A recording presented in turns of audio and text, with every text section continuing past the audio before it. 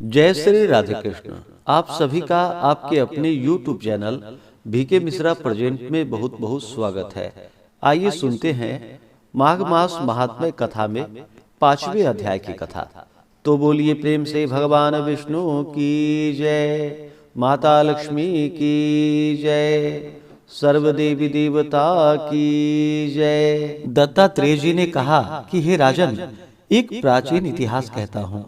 भृगुवंश में ऋषिका नाम की एक ब्राह्मणी थी जो बाल्यकाल में ही विधवा हो गई थी। वह रेवा नदी के किनारे विंध्याचल पर्वत के नीचे तपस्या करने लगी। वह जितेंद्रिय, सत्यवक्ता, सुशील, दानशीलता तथा तप करके देह को सुखाने वाली थी। वह अग्नि में आहुति देकर अच्छव्यति द्वारा छठे काल में भोजन करती थी। वह वल्कल धारण करती थी और संतोष से अपना जीवन व्यतीत करती थी। उसने रेवा और कपिल नदी के संगम में 60,000 वर्ष तक माघ स्नान किया और फिर वहीं पर ही मृत्यु को प्राप्त हो गई। माघ स्नान के फल से वह दिव्य 4,000 वर्ष तक विष्णु लोक में वास करके सुंद और उपसुंद दैत्यों का नाश करने के लिए ब्रह्मा द्वारा तिलोत्तमा नाम की अप्सरा के रूप में ब्रह्मलोक में उत्पन्न हुई। वह अत्यंत रूपवती, गान विद्या में अति प्रवीण तथा मुकुट कुंडल से शोभायमान थी। उसका रूप, यौवन और सौंदर्य देखकर ब्रह्मा भी चकित हो गए। वह तिलोत्तमा रेवा नदी के पवित्र जल में स्नान करके वन में बैठी थी।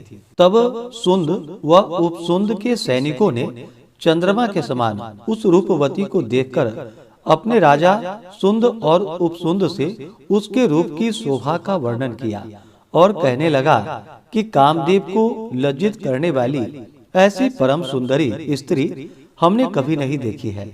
आप भी चलकर देखें।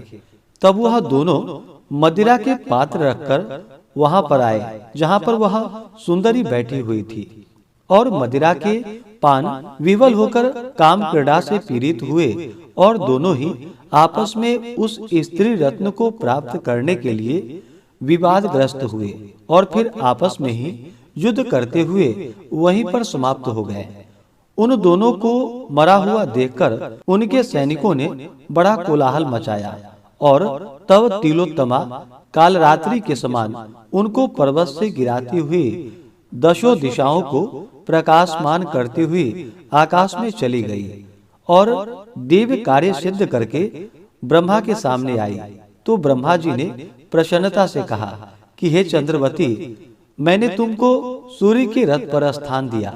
जब तक आकाश में सूर्य स्थित है, नाना प्रकार के भोगों को भोगो। सो हे राजन, वह ब्राह्मणी अब भी सूर्य के रथ पर माघ मास स्नान के उत्तम भोगों का भोग भोग रही है।